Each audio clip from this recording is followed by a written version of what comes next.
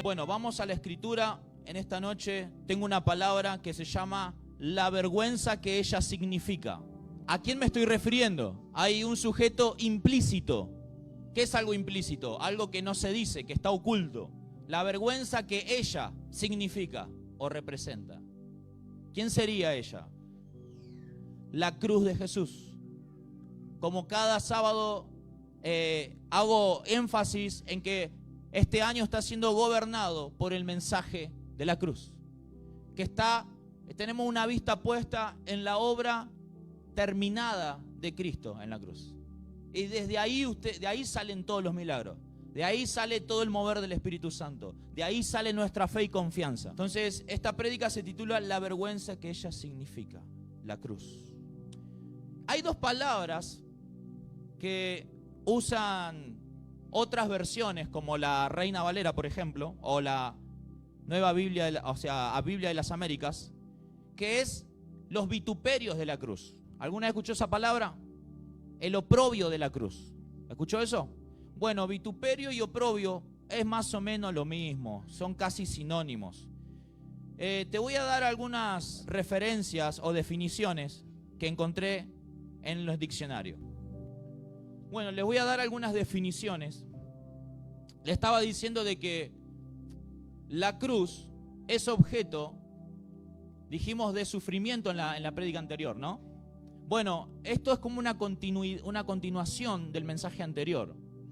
La cruz es objeto de sufrimiento, de castigo, de tortura. Pero ahora, otra de las cosas que representa la cruz, según la Biblia, no según mi propio parecer, son estas dos definiciones: vituperio de la cruz, oprobio de la cruz. Y la palabra vituperio y oprobio significa afrenta, vergüenza pública, deshonra, censura, persecución, difamación, burlas, acusaciones.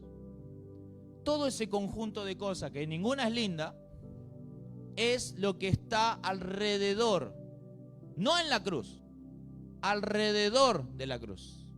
Y si yo estoy juntamente crucificado con Cristo, ¿cuánto escucharon esa enseñanza que yo di? Estoy crucificado con Cristo. Entonces, ¿sabe cuál va a ser tu entorno a esa cruz? Vergüenza pública, persecución, crítica, difamación. Lindo ambiente, ¿eh? Lindo ambiente el de la cruz. Así que usted no se puede sorprender, si es que usted tiene una vida crucificada juntamente con Cristo, que su propia familia lo difame. No se puede sorprender cuando los compañeros de trabajo se burlan y le dicen pastorcito, pastorcita, aleluya, te dicen gloria a Dios. No te puede sorprender que tu propia familia te diga, bueno, si vas a traicionar nuestra religión, católica, musulmana, la que sea, te va de esta casa. Sos una vergüenza para la familia. A mí me pasó, pero nos tiene que sorprender si leemos la Biblia y vemos que el entorno, la periferia de la cruz es un ambiente de difamación, de rechazo, de crítica, de burlas, de oprobio, de vergüenza pública. Tenés que estar preparado para recibir este tipo de ataque. Así que vamos a tirar por abajo esa falsa enseñanza de que cuando venimos a Jesús todo es color de rosa. No, se pone negra la cosa. Y todo aquel que está cerca de Jesús, los demonios empiezan a apuntar. ¡Disparen ahí! Pero sabemos que aunque el día se pone negro, al tercer día el cristiano se levanta con resurrección. Porque eso es lo que va a pasar. Entonces, vamos a leer un poquito Mateo 5, las bienaventuranzas. Dichosos serán ustedes cuando por mi causa la gente que los bendiga, los insulte, les quiera dar regalo, los persiga, hable bien de ustedes, levante contra ustedes toda clase de calumnias. Verso 12. Alégrense y llénense de júbilo, porque les espera una gran recompensa en el cielo, porque así también persiguieron ¿a quiénes? A los profetas que los predecidieron a ustedes. Lo que está diciendo acá es que cuando vos cargás el mensaje de la cruz y tenés una vida de fe cristiana, viene la calumnia, viene la difamación, la persecución, la crítica, la burla, el oprobio, el vituperio. Eso es lo que viene a tu vida. Pero dice que en esa persecución hay escondida una felicidad o una dicha que está reservada para aquellos que sufren por causa de los vituperios de la cruz. Cuando a tu alrededor hay todo este vituperio, este oprobio, esta deshonra, eso es como una caja, hermano. Pero adentro de la caja hay algo que se llama una felicidad escondida. Y ahora usted puede decir, y profeta, ¿y cuál es esa felicidad escondida que está dentro del vituperio del oprobio de la cruz? Bueno, no necesariamente es un 0 kilómetro. Tampoco es tener un bebé que no podía tener. Tampoco es ser sanado de una enfermedad y gozar de salud. Dice que es la felicidad misma de Dios. Cuando la palabra dice, entra en el gozo de tu Señor, no te está diciendo que vos vas a tener una alegría, te está diciendo que la alegría que disfruta Dios, esa alegría, que es una alegría insuperable, es una alegría que llena en medio del sufrimiento, te llena de fuerza para pasar la prueba. Esa es la felicidad que Dios te comparte. Imagínate, hermano, la felicidad de Dios como debe ser. Es una felicidad gloriosa, sobrenatural, poderosa, de tal manera que los que fueron crucificados no les dolía la cruz, no les dolía el criterio, no les dolía la persecución, no les dolían los golpes, los azotes y la tortura. ¿Por qué no les dolía? Porque ellos estaban disfrutando de la felicidad de Dios escondida dentro de la cruz del vituperio. Hermano, no es una felicidad humana, es el gozo del Señor que es mi fortaleza, dice la Escritura. El gozo no es ja, ja, ja, ja. El gozo es una fuerza que te da para la obra, para el ministerio, para avanzar en medio de los demonios, en medio de gente de falsos hermanos que te acusan, en medio de gente de pecadores que te persiguen para matarte. Por eso no es nada leve, no es nada liviano el gozo del Señor. El gozo del Señor es un don sobrenatural, es un arma de guerra poderosísima. Por eso cuando usted, el pastor y la pastora le dicen, alabe, gócese en el Señor, no podemos estar así dormidos. Porque el gozo del Señor viene una fuerza como la del búfalo.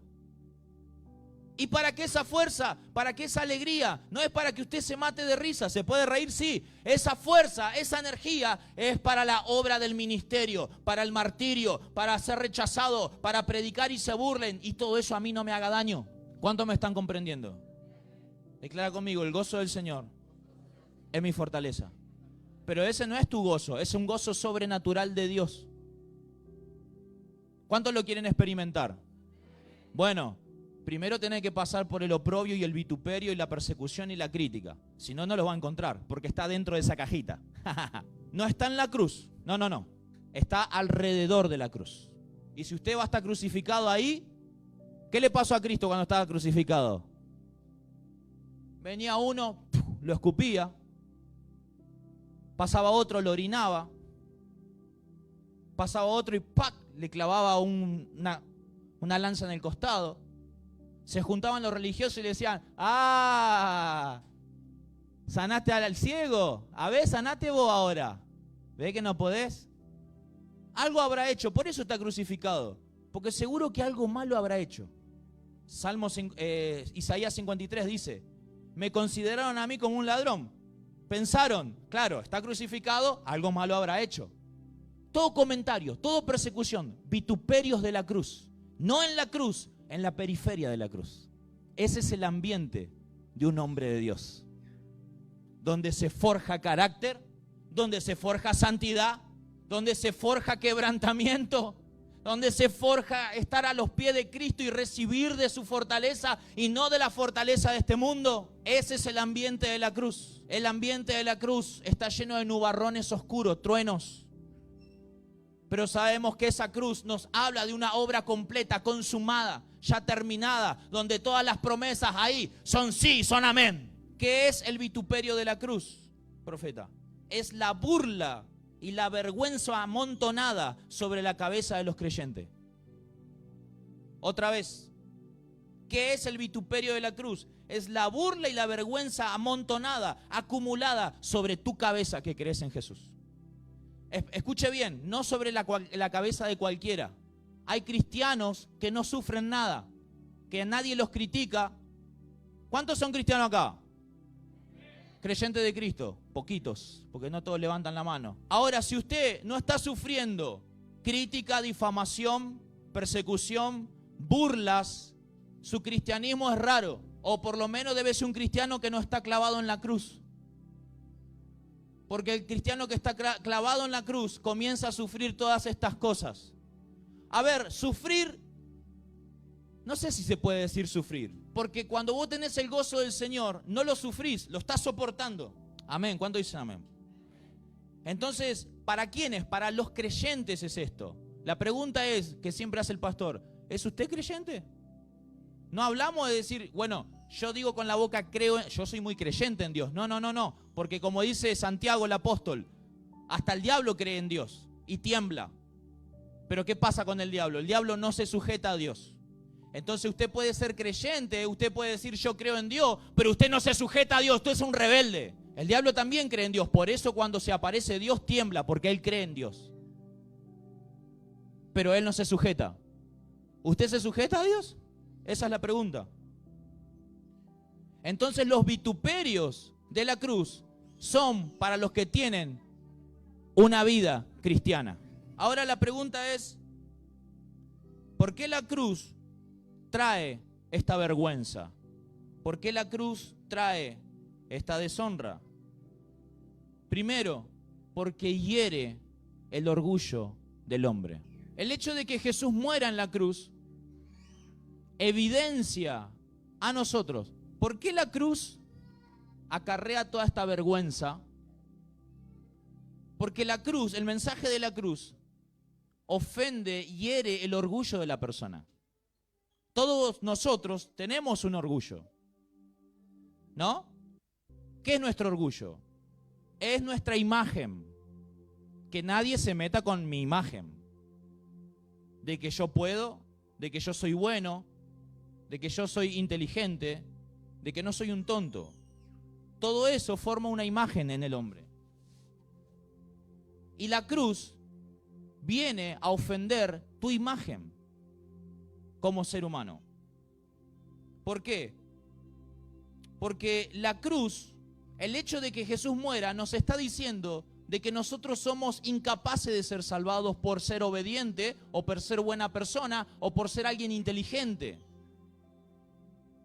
El hecho de que Jesús muera está gritando, el mensaje de la cruz grita, sos un pecador, estás torcido, no tenés nada bueno, no podés obedecer ni un solo mandamiento, por eso Jesús murió. ¿Y eso qué hace? Hiere el orgullo del hombre. Porque la cruz grita que vos sos impotente para ser buena persona.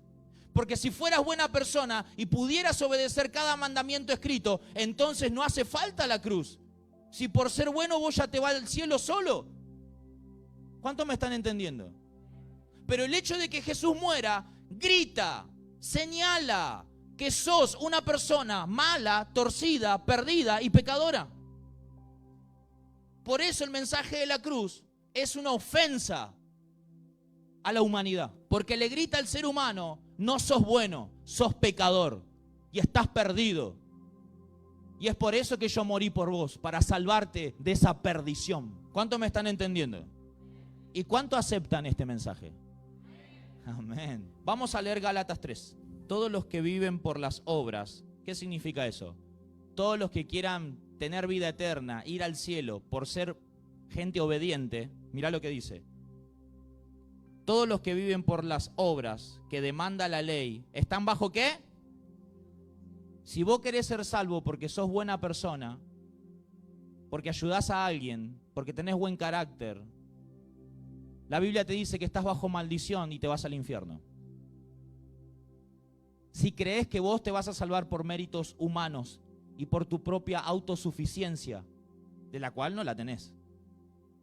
Sigue diciendo, porque está escrito, maldito sea quien no practique fielmente todo lo que está escrito en el libro de la ley. Claro, nosotros no podemos cumplir el libro de la ley, porque la ley es santa y nosotros somos pecadores.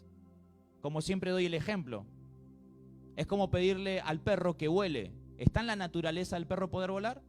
Entonces, en la naturaleza del pecador no está el poder ser santo. No está. No puede ser santo, no puede ser obediente a todos los mandamientos. Siempre rompemos uno. Entonces, eso señala de que vos sos un pecador totalmente perverso, torcido, arruinado. Verso 11, ¿qué dice? Ahora bien, es evidente que por la ley nadie es justificado delante de Dios. Porque el justo, ¿por qué vivirá? Por la fe, no por las obras. Vamos al mismo libro, capítulo 6, versos 13. Ni siquiera esos que están circuncidados obedecen la ley. Es decir, los que predican la ley, que son los judíos, ¿qué dice el apóstol Pablo? Ni siquiera ellos que predican la obediencia a ser una buena persona, ni ellos obedecen la ley. Dice, y lo que pasa es que quieren obligarlos a ustedes a circuncidarse para luego jactarse. ¿Para qué? Jactarse, enorgullecerse de la señal que ustedes llevarían en el cuerpo. Hay mucho predicador que te quiere decir que vos podés obedecer a Dios, que vos podés ser buena persona por vos mismo y no podés. Así que es hora de tirar todos esos libros de autoayuda que te dicen que hay algo bueno adentro de tu persona. Y comenzar a recibir el mensaje de la cruz que dice que adentro tuyo no hay nada bueno y es por esa causa que Cristo murió. Porque no hay nada bueno. Porque si hubiese algo bueno, no hubiese muerto. La Biblia dice, si vos podés ser salvo porque sos buena persona y obedecés, ¿para qué murió Cristo? En vano murió Cristo, dice Pablo. Pero el hecho de que haya muerto está testificando y señalándote que vos sos un terrible pecador y que está terriblemente perdido. Efesios 2, 8 al 10. Porque por gracia ustedes han sido salvados. ¿Mediante qué? Dice mediante ser obediente, las buenas obras, las buenas acciones nacidas del ser humano. No, mediante la fe. ¿Qué es la fe? Una confianza plena en lo que Jesús hizo por mí. No lo que yo puedo hacer por Jesús, sino lo que Jesús hizo por mí. Esto no procede de ustedes, es decir, la fe no viene de ustedes, sino que es un regalo de Dios. ¿Ves? Ni siquiera la fe que vos usás es tuya. Dios te dio fe para que creas en Él. Así que acá nadie puede enorgullecerse, decir, yo soy un hombre de fe, pero esa fe no es tuya, te la dio Jesús para que la uses. Así que no tiene que haber nada de orgullo en tu salvación. Porque por gracia ustedes, dice, han sido salvados mediante la fe. Esto no procede de ustedes, sino que es un regalo de Dios. No por obras, para que nadie se... ¿Ves? ¿Qué es jactarse? Para que nadie se enorgullezca. Porque hay mucha gente agrandada por ser cristiana. Y la verdad que somos cristianos porque éramos una basura espiritual. Para que nadie se jacte. Porque somos, ¿qué? Hechura de Dios, creación en Cristo Jesús, para buenas obras. ¿Ve? Ahora, la verdadera fe produce verdaderas obras. ¿Y cómo son estas obras? Las cuales Dios dispuso de antemano a fin de que las pongamos en práctica. Cuando vos sos un hombre de fe, que no confía en su obediencia, que no confía en los mandamientos que Él puede cumplir, sino que confía en la obra de Jesús, no en su obra propia, sino en la obra de Jesús. Esa confianza en la obra completa de Jesús hace que en tu vida esa fe fluya un fruto que se llama obediencia práctica de verdad, verdadera santidad. Y el que no entiende esto sigue perdido. En sus pecados está todavía. Gálatas 5:11, ¿qué dice? Hermano, si es verdad que yo todavía predico la circuncisión, ¿por qué se me sigue persiguiendo? Si tal fuera mi predicación, la cruz, ¿qué haría? No ofendería tanto. ¿Qué hace la cruz? Te ofende. ¿Qué hace la cruz? Te ofende. ¿Por qué te ofende? porque te está gritando que sos un pecador, que está perdido, que tu obediencia no sirve en lo absoluto para ser salvo. La obediencia no es una condición que Dios te pide para que seas salvo. No, al revés, porque la obediencia es un fruto de alguien que ya está salvado. ¿Y cómo soy salvado, profeta? Por la fe. ¿Qué es la fe? Es creer que Jesús murió por mi culpa, que Él hizo la obra buena, no yo por Él, sino Él por mí. ¿Y eso qué hace? Destruye la jactancia, el orgullo de que yo soy buena persona. No. Si fuese buena persona, no existiría un Cristo que muera. ¿Cuántos me están entendiendo? Declara conmigo, la cruz ofende el orgullo humano. Y está bueno que se ofenda el orgullo humano, ¿sabe? Que se rompa. La cruz de Cristo viene a destruir el orgullo humano, la jactancia humana, la vanidad humana, el yo puedo, soy autosuficiente, yo soy muy buena persona. No, la cruz viene a ofenderte, pero no ofende el espíritu, ofende al hombre de pecado. Ahora, la fe en la cruz, en la obra de la cruz, nos lleva en la vida práctica a tener acciones de fe. Ahora, cuando vos crees en la cruz, tenés acciones de fe que a Dios le agrada. Entonces, creer en la obra de la cruz nos lleva a tener actos de fe que no siempre son entendidos por los hermanos. Y al mismo Jesús eso también le pasó. Vamos a leer, por ejemplo, Marcos 3. Porque Jesús mismo hacía actos confiando en Dios. Y esos actos la gente no lo entendía. Marcos 3, 1 al 6. Dice: en otra ocasión entró en la sinagoga y había allí un hombre que tenía la mano paralizada. Algunos que buscaban un motivo para acusar a Jesús no le quitaban la vista de encima para ver si sanaba al enfermo en sábado. Entonces Jesús le dijo al hombre de la mano paralizada: ponete de pie frente de todos. ¿Frente a quién? Declará conmigo, un acto público. Ponte en pie frente a todos. Luego dijo a los otros: ¿qué está permitido en sábado? ¿Hacer el bien o hacer el mal? ¿Salvar una vida o matar? Pero ellos permanecieron callados. Jesús se le quedó mirando, enojado y entristecido por la dureza de su corazón. Y le dijo al hombre: extiende la mano. La extendió y la mano le quedó restablecida. Tan pronto como salieron los fariseos, comenzaron a tramar con los herodianos cómo matar a Jesús. Te voy a dar un panorama del cuadro. 1. Este evento sucedió en una sinagoga. ¿Qué es una sinagoga? Una iglesia judía, donde están adentro creyentes en Dios. ¿Sí? Hay un maestro llamado rabino y hay un pueblo de judíos. Y se supone que todos creen en Dios. ¿Cuántos me están entendiendo? Ese es el primer punto. Otro punto, Jesús estaba presente en ese culto. 2, allí hay alguien con una necesidad. Es una persona enferma que tenía la mano paralizada. Punto número 3, la mirada de esos judíos que creían en Dios supuestamente no estaba puesta en el sufrimiento de la persona, sino en cuidar ¿qué? Que se respete el día sábado. Porque en la tradición judía, el Shabbat, el día sábado, es un día donde no se tiene que hacer nada. De hecho, los judíos cocinan un día antes para no cocinar ese mismo día. ¿Sí? No tienen que hacer nada.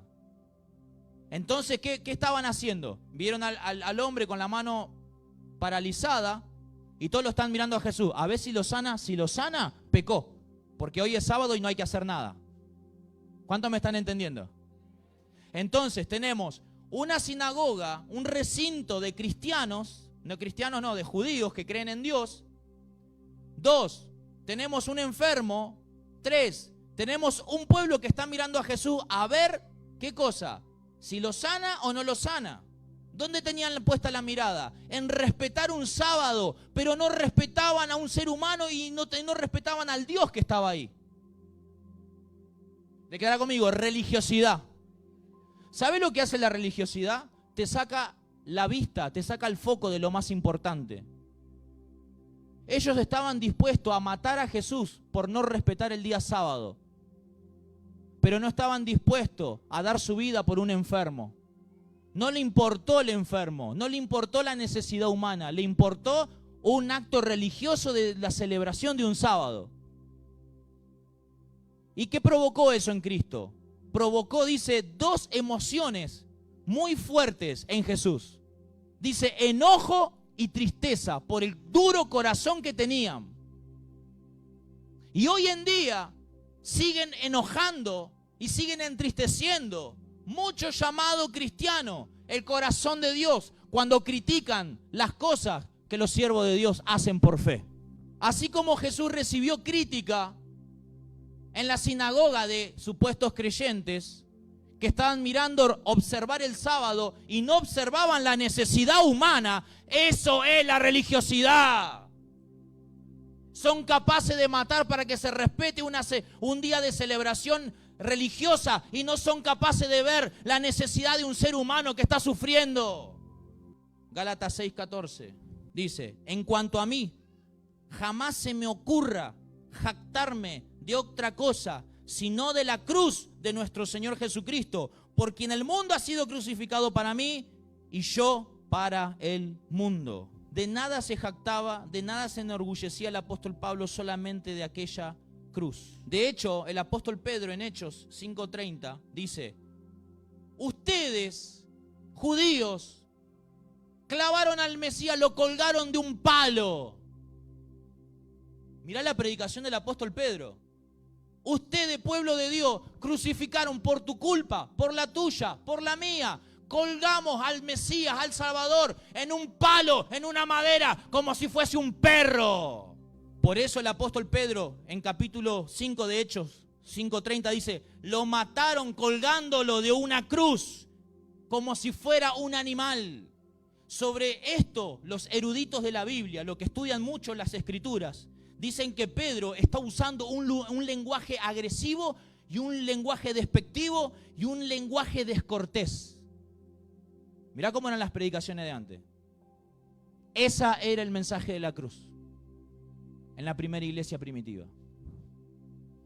Una cruz que ofende la mente de los religiosos autosuficientes y orgullosos. Hebreos 13:13. Por lo tanto, salgamos a su encuentro fuera del campamento, llevando la ¿qué? La deshonra que él llevó. ¿Qué deshonra llevó? La deshonra de la cruz. De morir desnudo, escupido, abofeteado, traicionado, marginado, abandonado y difamado y burlado. Porque todas esas cosas son los vituperios de la cruz, el oprobio de la cruz. Dice, pero acá ¿qué dice el versículo? Nos anima a que salgamos fuera del campamento, a que agarremos la deshonra de la cruz. Dice, llevando la deshonra que él llevó, pues aquí no tenemos una ciudad permanente, sino que buscamos la ciudad venidera. Tenía puestos los ojos en el cielo, el apóstol. En otras palabras, debemos estar dispuestos y preparados para experimentar la deshonra que conlleva creer en la obra completa de la cruz. Y ahí nomás, 11:25 de Hebreos, habla de Moisés. ¿Qué prefirió Moisés? Prefirió ser maltratado con el pueblo de Dios a disfrutar ¿de qué?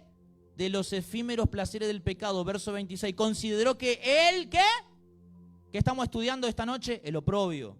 El oprobio por causa del Mesías era una mayor riqueza que los tesoros de Egipto. Gloria a Dios. Declara, cuando yo sufro vituperio y oprobio por la cruz, experimento una felicidad, una riqueza del cielo. ¿Qué es la obra de la cruz? Vamos a ver 1 Corintios 1, versos 22-25. ¿Qué es la cruz? Los judíos piden señales milagrosas y los gentiles buscan sabiduría, mientras que nosotros predicamos a Cristo crucificado. Este mensaje es motivo ¿de qué?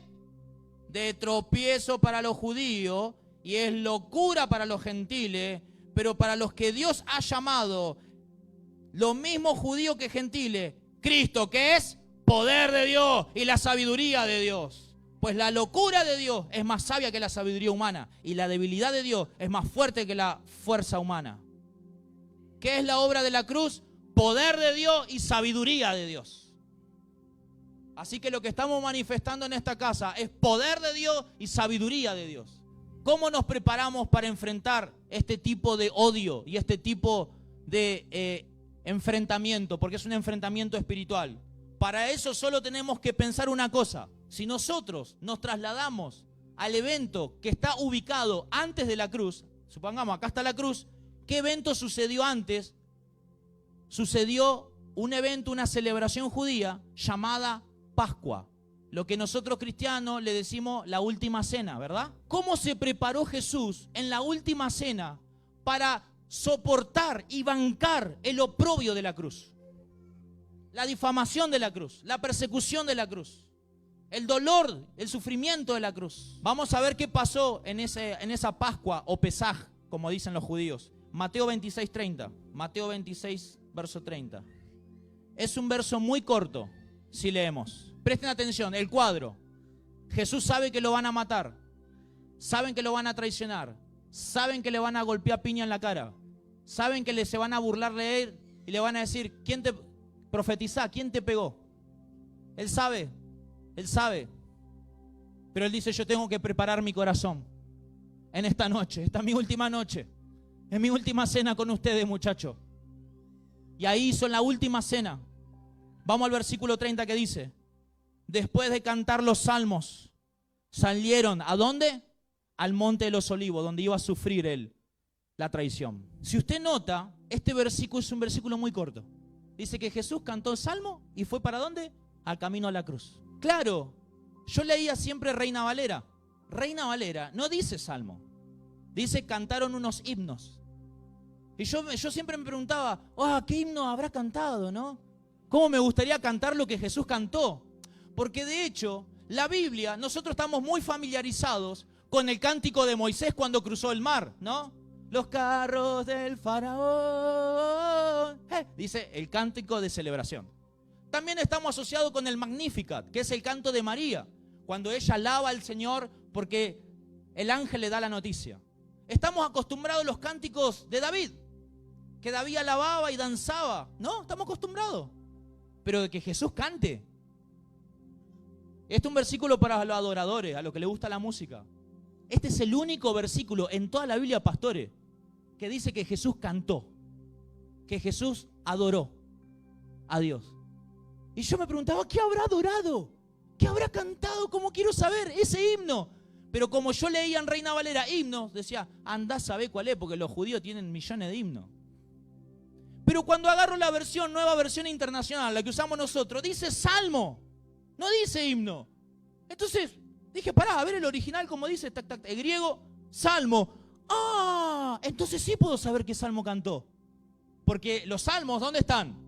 En la Biblia. Entonces yo los tengo. Y me puse a ver, libro. Tengo un libro que se llama Costumbres Judías. Costumbres Judías. Dice, los judíos acostumbraban en las Pascuas terminar de comer, y cuando terminaban de comer la Pascua judía, ¿qué hacían? Se ponían de pie y entonaban salmos. Ahora yo me preguntaba, ¿y qué salmo era? Y dice que ellos cantaban del salmo del 113 al 118. Hermano, cuando agarré mi Biblia temblando para ver lo que cantó Jesús, el Espíritu Santo me dice, te estás introduciendo a lo que ministró el corazón de Jesús. Salmo 116, vos querés saber qué le ministró el Espíritu Santo a Jesús. Él sabía lo que le esperaba, dolor y sufrimiento. Se sentía solo, sabía que lo iban a traicionar. Imagínate un cántico judío. Imagínate un cántico judío. ¿Usted sabe cómo el cántico judío? Es un cántico de quebranto. Yo amo al Señor, porque Él escucha mi voz suplicante. Por cuanto Él inclina a mí su oído, lo invocaré toda mi vida. Los lazos de la muerte me enredaron. Eso es lo que estaba viviendo Jesús, la última cena. Me sorprendió la angustia del sepulcro. Él sabía que la tumba le esperaba. Y caí en la ansiedad y la aflicción, hermano. Jesús sufrió ansiedad y sufrió aflicción, hermano. Por eso el libro de Hebreos dice que nosotros tenemos un sumo sacerdote que padeció lo mismo que padecimos nosotros. Y es por eso que Él nos tiene paciencia. Porque no nos fue dado un sumo sacerdote que no se compadezca de nosotros, sino que uno que sufrió igual que nosotros. Vamos al versículo 13. Tan solo brindando con la copa de salvación e invocando el nombre del Señor. Él esa noche, ¿qué estaba haciendo? Estaba levantando la copa, brindando con los 12 y diciendo: por amor a ustedes yo lo hago.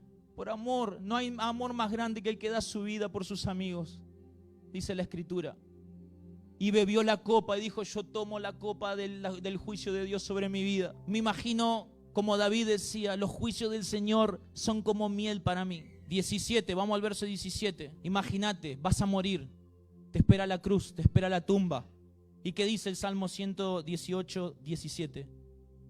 No he de morir. Ahí el Señor le está hablando a su alma que está emocionada, a su alma que está afligida. Le dice: no he de morir, he de vivir para proclamar la maravilla del Señor. Verso 19, ¿qué dice? Ábranme las puertas de la justicia para que entre yo a dar gracias al Señor. Eso es cuando Él entraba en el cielo. Son puertas del Señor por las que entran, ¿quiénes?